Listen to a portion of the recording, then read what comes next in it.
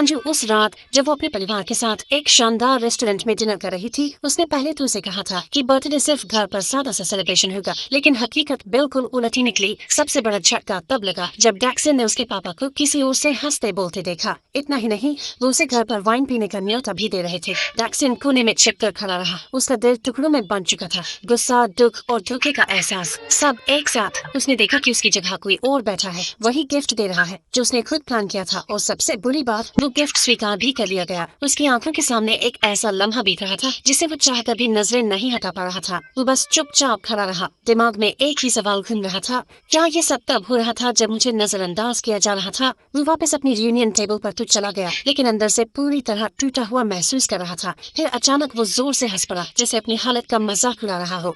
घर जाकर उसने जिंग जिंग की बताई हुई DA ऐप खोली और अपनी डेली लक चेक की। लिखा था खुशी और गम एक साथ, और वही उस रात हुआ भी। पूरी रात उसने शराब में अपने जज्बात डुबो दिए, दर्द को शून्य करने की कोशिश करता रहा। अगली सुबह डैक्सन ने तय किया कि यांजू को मैसेज करके पूछेगा कि कल रात की असलियत क्या थी। लेकिन जैसे ही उसने टाइप करना शुरू किया, कुछ स्टूडेंट्स दुकान में आ गए और उसकी तवज्जो बंट गई। वो ग्रुप फोटो लेना चाहते थे, लेकिन तभी यांजू का कॉल आ गया। उसने उसी रात डिनर पर बुलाया। डैक्सन ने बिना सोचे समझे हाँ कर दी। जब स्टूडेंट्स ने सुना कि उसकी गर्लफ्रेंड है तो वो सब चले गए। उसकी माँ गुस्से में बोली, तू एक सेकंड के लिए भी फोन नीचे नहीं रख सकता? वो स्टूडेंट्स ही तो थे हमारे दोपहर के अकेले कस्टमर, अब क्या करेंगे? डैक्सन ने वादा किया कि अगला दिन वो दोगुनी मेहनत से काम करेगा, लेकिन फिलहाल उसे डिनर के लिए निकलना था। उसकी माँ बस ऊंची सी निगाहों से देखती रही और दुकान संभालती रही। रात को हॉटपॉट रेस्टोरेंट में यांजू ने कोई मनोवैज्ञानिक खेल नहीं खेले। उसने सीधे डैक्सन को पिछली रात की सच्चाई बता दी। तुम शायद शियाओ चुंगजुन का नाम जानते हो, वो मेरे पापा की बर्थडे पार्टी में था।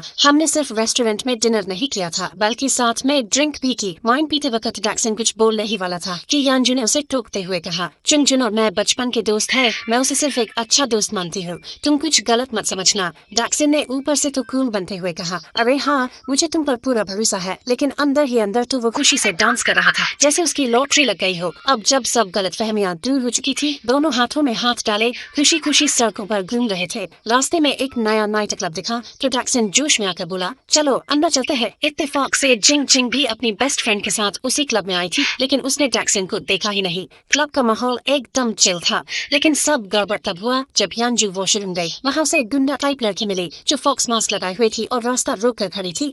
उसने घमंड से कहा, जल्दी जाना है तो मेरे नीचे से रेंग कर जाओ। यांजू को गुस्सा आ गया, उसने उसका हाथ झटक दिया और वॉशरूम में चली गई। फॉक्स मास्क गर्ल को यह बात बिल्कुल पसंद नहीं आई। उसके gang red green light sisters ने यांजू का पीछा किया और जैसे ही वो वॉशरूम में घुसी, उसका रास्ता रोक लिया। फॉक्स मास्क गर्ल ने अकड़ में कहा, मेरे कंधे को छुआ था ना, उसका जुर्माना है 10 लाख वॉन। यांजू हंसते हुए बोली, पागल हो क्या? और उसने मदद के लिए अपने फोन से कॉल करने की कोशिश की, लेकिन फॉक्स मास्क गर्ल ने उसका फोन छीनकर जमीन पर फेंका और लात मारकर दूर कर दिया। वो बोली, अब तुझे बचाने कोई नहीं आएगा। तभी चिंग चिंग वॉशरूम के दरवाजे के पास पहुंची, लेकिन रेड ग्रीन लाइट सिस्टर्स ने उसका रास्ता रोक लिया। एक ने तो उसे दीवार से धक्का दे दिया और बोली, आज एंट्री बंद है। जिंग जिंग को 2 सेकंड लगे समझने में, फिर उसने बिना कोई चेतावनी दिए दोनों को लात मारकर वॉशरूम में उड़ा दिया। फॉक्स मास्क गर्ल हैरान रह गई कि उसकी टीम की ऐसी हालत किसने कर दी। वो जिंग जिंग के सामने आ गई और बोली, तू यहाँ क्या कर रही है? यांजू भागने ही वाली थी कि फॉक्स मास्क गर्ल ने उसे धक्का देकर वापस अंदर कर दिया। यांजू ने इसी मौके का फायदा उठाया और जमीन से फोन उठाकर डैक्सन को कॉल कर दिया। जैसे ही डैक्सन को कॉल मिला,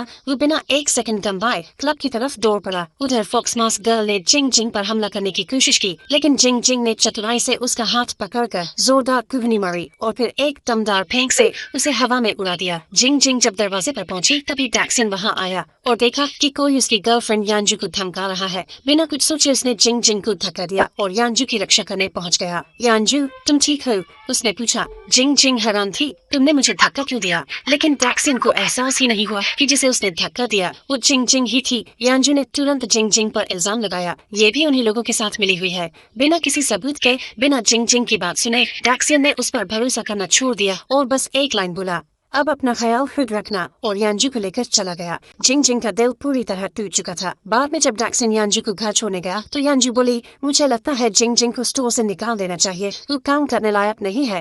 डैक्सन थोड़ा हिचकिचाया क्योंकि उसे लगा शायद उसने जिंग जिंग को गलत समझा, लेकिन यांजू ने ड्रामेटिक अंदाज में कहा, तुम्हें इस बारे में सीरियसली सोचना चाहिए, और चली गई। जब डैक्सन स्टोर वापस लौटा तो महा ने उसे कहा, भाई क्या तुम जिंग जिंग की सच्चाई देखना चाहोगे? उसने CCTV फुटेज दिखाया जिसमें साफ नजर आ रहा था कि जिंग जिंग ने क्लब में लड़कियों को बचाया था। डैक्सन को गहरा झटका लगा। उसने सोचा, क्या मैं फिर से गलत था? उसने स्टाफ रूम में जिंग जिंग की यूनिफॉर्म देखी और अफसोस भरी सांस ली। तभी उसकी नजर जिंग जिंग की पर्सनल नोट पर पड़ी। हर पन्ना स्टोर से जुड़ी यादों से भरा हुआ था, छोटे छोटे नोट्स, हर बात की डिटेल। ये सिर्फ एक नौकरी नहीं थी, उसके लिए ये जगह बहुत खास थी। तभी डोरबेल बजी और अंदर आई जिंग जिंग की बेस्ट फ्रेंड। पूरे एटीट्यूड में वो डैक्सन के पास आई और बोली, जिंग जिंग पर इल्जाम लगाते हुए शर्म नहीं आई? इस बार उसने तुम्हारी गर्लफ्रेंड की जान बचाई और तुम उसे ही दोष दे रहे हो। शुक्रिया तो बनता है।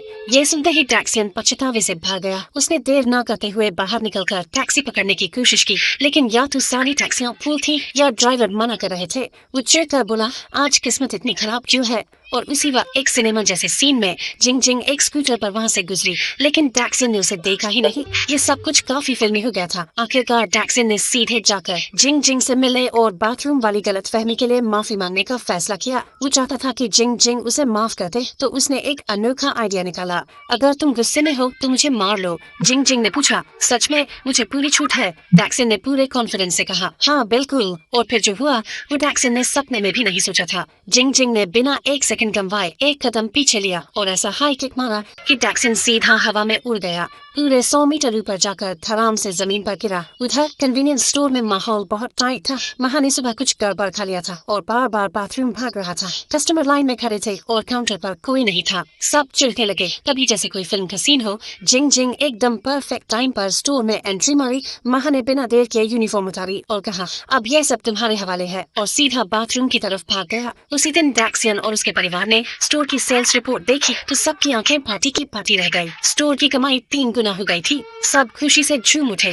मम्मी ने खुशी में चिल्लाते हुए कहा, यह सब जिंग जिंग की वजह से हुआ है। तभी डैक्सन के फोन पर एक नोटिफिकेशन आया। जिंग जिंग को एम्प्लॉय ऑफ द मंथ का अवार्ड मिला था। डैक्सन इतनी खुशी में था कि शब्द ही गड़बड़ा गया। पापा ने फोन लिया, जूम इन किया और पूरा परिवार जश्न में डांस करने लगा। मम्मी ने तो खुशी में गाना ही शुरू कर दिया। ऐसा लग रहा था जैसे अब दूसरा स्टोर खोलने का टाइम आ गया है। रात की शिफ्ट में जब जिंग जिंग आई तो डैक्सन ने पूरे ड्रामेटिक स्टाइल में उसके सामने खड़े होकर कहा, गेस व्हाट, तुम्हें एम्प्लॉय ऑफ द मंथ चुना गया है। और वो खुद ही डांस करने लगा जैसे कोई बॉलीवुड हीरो हो। जिंग जिंग अंदर से बहुत खुश थी, लेकिन एक्सप्रेशन छुपाने की पूरी कोशिश कर रही थी। फिर उसने डैक्सन से पूछा, तुम कुछ कहना चाह रहे थे उस दिन? लेकिन डैक्सन को डर था कि कहीं फायर करने की बात ना निकल आए, तो उसने बात बदल दी। जिंग जिंग ने ज्यादा ध्यान नहीं दिया, पर उसे लगा कि सेलिब्रेशन कुछ अधूरा सा है। उसने मजाक में कहा, मुझे उठाकर घुमा दो ना, ऐसे ही सेलिब्रेट करते हैं। लेकिन डैक्सन ने मना कर दिया और वहाँ से मुड़कर चलने लगा। तभी जिंग जिंग पीछे पीछे दौड़ पड़ी और बोली, कम से कम वो उसे अपनी पीठ पर तो उठा ही सकता था। डैक्सन ने उसे ज्यादा उम्मीदें न पालने की सलाह दी, लेकिन अगले ही पल जिंग जिंग शॉक्ड रह गई।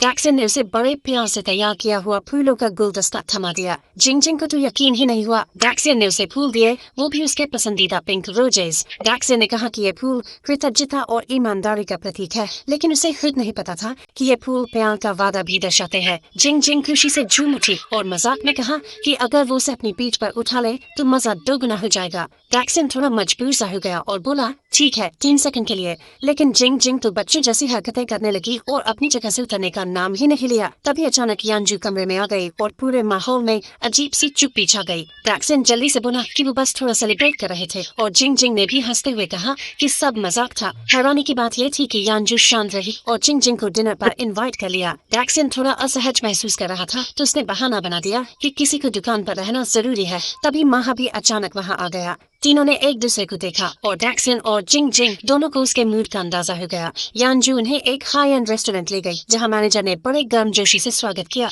लेकिन सिंपल कपड़े पहने जिंग जिंग को लोग तिरस्कार भरी नजरों से देखने लगे। जब उसने इंग्लिश मेन्यू ऑर्डर करने की कोशिश की तो यांजू ने उस पर मजाक उड़ाते हुए हंसी उड़ाई। फिर यांजू ने मैनेजर से महंगी वाइन पर बातें शुरू की और डैक्सन से खुद उसे वाइन सर्व करने को कहा, मानो अपना रुतबा दिखा रहा हो। जिंग जिंग खुद को हारा हुआ महसूस कर रही थी और डैक्सन पूरे डिनर के दौरान असहज रहा।